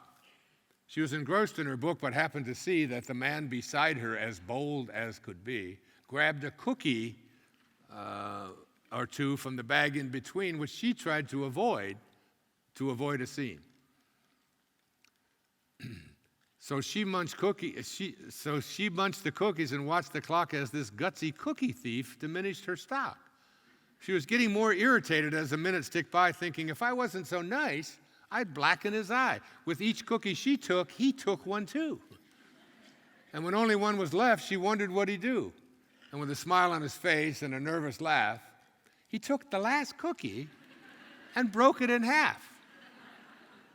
He offered her half as he ate the other, and she snatched it from him and thought, oh, brother, this guy has some nerve and he's also rude. Why, he didn't even show any gratitude. She had never known when she had been so galled, and sighed for relief when her flight was called. She gathered her belongings and headed to the gate, refusing to look back at the thieving ingrate. She boarded the plane, sank in her seat. Then she sought her book, which was almost complete. As she reached in her baggage, she gasped with surprise. There was her bag of cookies in front of her eyes.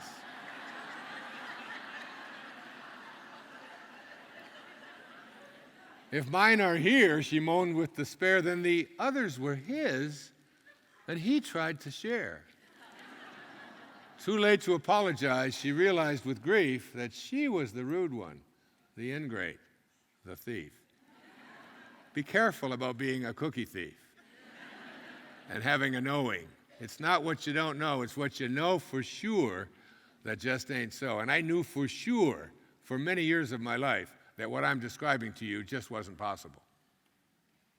And I remember when Oprah did the show on this, and they sent a Harvard-trained surgeon down there to witness what was taking place, and his report back on film said, in all my years of training, I have nothing inside of me to explain what is taking place here. He came down there with such doubt, and while he was walking and describing to the people who were filming the show, he started bleeding from underneath his heart, and they couldn't stop the bleeding. It just, no matter what they did, no matter what they put on it, and he was just so shocked that beneath his heart was this bleeding that was taking place. And he said, I don't have a bleeding disorder, and I don't have thin blood, and I do not understand why is this taking place? Why all of a sudden am I bleeding? And the woman that was walking with him said, oh, that's how the entities work sometimes when it was really important to understand this message. He is opening up your heart right now by letting you know that what is taking place actually is taking place. And they're showing it with you. And he, by the way, today is one of the great devotees and travels all over the world talking about the ability of some of us. I have a book here that I brought with me called Man of Light, the story of Mauricio Panicet, who had lights coming out from bottom. There's stories in here. I may share them with you tomorrow. But amazing stories of this man who I experienced with my wife, saw the light just come out of him. He has a cross embedded into his chest from this energy. So it was the night of the sutures removal. And now I'm a believer. Because I was swimming at that time, and the ocean, I'm about maybe 100, 200 meters or so from the ocean, but I couldn't even imagine getting to the ocean. I was so weak, I couldn't even imagine walking to the ocean, getting in the ocean and swimming the way that I was feeling after the week of the surgery. And I awoke that morning after the removal of the sutures at 8 o'clock in the morning, and I had a watch, a real beautiful watch that my kids had persuaded me to get, a very expensive watch. It was an atomic watch that never gains or loses a second. And during the night of the removal of the sutures, this watch exploded. It just broke. And I took it back to the jeweler. They said they had never seen such a thing. They gave me another one, replaced it very expensive watch. That one broke as well in that room. The energy in that room that night, when I came out, my son and my daughter were in the kitchen, and I walked out, and they said, "Dad, what happened? Did anything happen?" I said, "I can't believe how beautiful you are."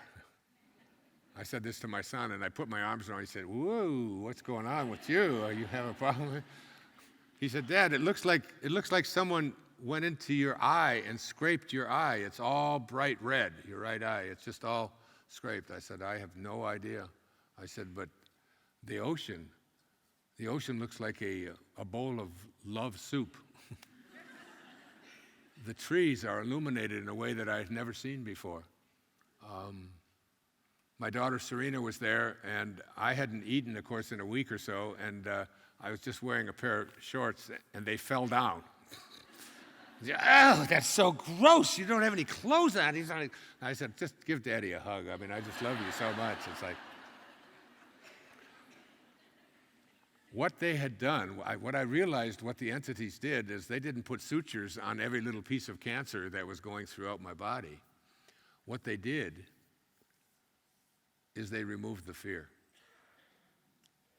Fear was gone. You know the word leukemia, if someone tells you you've been diagnosed with leukemia, it's loaded with fear. Anita and I will be talking about this tomorrow when we dialogue up here together. The word cancer is just so loaded with this thing called fear. And we can't go to our original place, who we are, because who we are is just pure, infinite consciousness or unconditional divine love. That's who we are. That's our original nature. It's not just me saying that. It's all of the great spiritual texts, including Vasista and the impersonal life and so many of the things I've been speaking about here today. It's all just a space of pure love. And from that moment on, I began to live from a place of divine love. And this place of divine love is very different than any other kind of place that I've ever been. That was April the 28th. It was 7 days after my mother's 95th birthday. She passed away the following year. I was filming the movie about my experience with my father at the gravesite called My Greatest Teacher. I was in San Francisco at the St. Francis Hotel. And my birthday is May the 10th. And so it was now 12, 13 days since I'd had this. And I had noticed that everything in my life was changing. I woke up my birthday at about 6 o'clock in the morning. And I went downstairs to the St. Francis Hotel, to the lobby, and I took $2,000. I wrote a check for $2,000 out, and I got $2,000 in $50 bills. And I went out to Union Square, where it's loaded just with homeless people who are looking in garbage cans, taking pieces of plastic back so they can get enough, or people who are selling their blood in order to feed themselves and so on. A lot of destitute, homeless, deeply sad people. And I spent that entire day until about 5 o'clock in the evening just walking around embracing homeless people. I remember when I was in the room with Mother Teresa, her saying that every day I see Jesus Christ in all of his distressing disguises. That I see the unfolding of God, of Christ consciousness, of infinite consciousness, of pure love, wherever I go, in everything that I see. I don't see appearances. I see beyond the appearances. I knew what she meant that day. I embraced people who hadn't probably had a bath in years. I talked to them about their life. And is there anything that I could do to maybe have lunch with you? And I always put at least $50, some to $100 into their pocket, and told them that how loved they were and how beautiful they were. I wasn't preaching. I was just living from a place of divine love, a place of love where that never varies, a place that never changes. And that was, well, I'm now 75, so that was 4 years ago, this past May. And that's the place that I live from and strive for. I've stopped my path to God, and I'm now living in God. It is everything I see and everyone that I see, I have no judgment or criticism toward. And what has taken place with what I spoke about earlier, with this being, drinking these organic juices and changing my diet around, it didn't come around because I made a conscious decision, all right, now I'm going to live this healthy life and so on. When you start to elevate yourself and live in God, what happens is God begins to see you, and you become like God. And when you are like God, you are able to do anything, and whatever it is that you need begins to show up. It's called synchronicity, a term coined by, I was trained to be a Jungian analyst at one time. Deepak Chopra and I were on stage one time at the Palladium in London about 15 years ago or more. And we started dialoguing about how do you manifest something in your life. And Deepak said, well, Wayne, there are 4 ways to manifest something. Let's take something like strawberry ice cream. And we began this dialogue on what are the 4 ways to manifest strawberry ice cream. And they go from a lower level of consciousness into God consciousness. The lowest level, the lowest way to manifest strawberry ice cream is to have a thought, gee, I'd really like to have some strawberry ice cream. And then you get up, you take that thought, you get up and you go for a walk, you get on your bicycle, you get into your car, and you drive to the store, or whatever, and you purchase the strawberry ice cream and come home, and you're eating your strawberry ice cream. It's a pretty powerful thing to do because it's just a thought. And this thought is just something that shows up in your consciousness, and you attach yourself to it and act on it. The second higher level of consciousness way of reaching and having some strawberry ice cream is to have a thought, gee, I'd really like to have some strawberry ice cream. And you sit there and you tell one of your kids to go get you some strawberry ice cream. Look, go to the store. Would you give me some strawberry ice cream? And you just have to sit here. And 30 minutes later, they come in and say, oh, Dad, here's the strawberry ice cream that you wanted. And you say, wow, this is great. I'm moving up. A third way to have strawberry ice cream is a way that you've all had it at one time or another, which is to have the same thought. Gee, I'd really like to have some strawberry ice cream. And someone walks by, a stranger, and says, excuse me, is this your strawberry ice cream? And when that happens, you go, booga, booga, booga. What's going on? You call everyone that you know. I was just thinking about strawberry ice cream. I was just thinking about it. And then this person just walked by. I was just having the thought. And sure enough, there it was. That's the third way to get strawberry ice cream. And you've all had this. These kind of experiences where you think someone, you put your attention on someone's, on your sister who you haven't talked to, who lives in another country, and all of a sudden she picks up the phone and calls you while you were thinking of her. This goes on and on. It's a universal experience. If I ask for a show of hands, everyone in the room has had these kinds of experiences where you have a thought and then something in the universe acts, and usually you say, oh, it was just a coincidence. But the word coincidence is a mathematical term that comes from coincide, a mathematical geometric term. 2 angles that fit together perfectly are said to be 2 angles that coincide.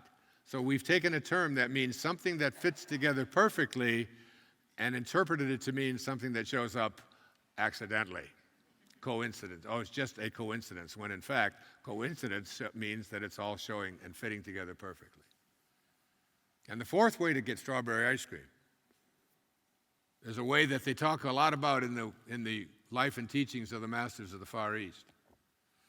And that is to have a thought, gee, I'd really like to have some strawberry ice cream. And you manifest it from your infinite consciousness, where all things show up from the world of the invisible, from the world of the formless, into the world of the form, just like you did. like we all did. It's the gift of fish and loaves. It's being able to take 2 loaves of bread and 5 fish and feed the masses through consciousness. I've watched divine avatars, spiritual masters in front of me manifest vibhuti and hand it to me. I was given a sack full of vibhuti that I had people take for years and years in my home, and every time they would take it, it would just be replaced. It just never went empty. I still have it in my apartment on Maui. So this intelligence, Sky, this intelligence isn't something that's individual. This consciousness isn't local. It's a world of non-duality. It's a world in which you begin to see that it isn't just for me, that I didn't get my leukemia out of my body. Anita didn't get cancer out of her body because she's special, because she's better than anyone else. It was her dharma. It was what her purpose in life is and how it was fulfilled. It's in every one of us. It's in every single one of us to have this connection. And tomorrow, I'll be talking to you about not only the rest of these posters, but what kinds of changes that you'll see taking place within you when you become a person of light. It's in every one of us. It's in every one of us. It's in every one of us to be wise. Find your heart, open up both your eyes. We can all have everything without ever knowing why. It's in every one of us by and by. It's in every one of us. I just remembered, it's like I've been sleeping for years. I'm not awake as I can be, but my seeing's better. I can see through the tears. And I'm realizing that I've bought this ticket and watching only half of the show. But there's scenery and lights and a cast of thousands who all know what I know. And it's good that it's so. It's in every one of us to be wise. Find your heart, open up both your eyes. We can all have everything without ever knowing why. It's in every one of us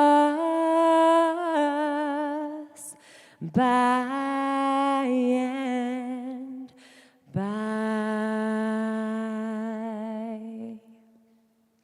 Thank you. Beautiful.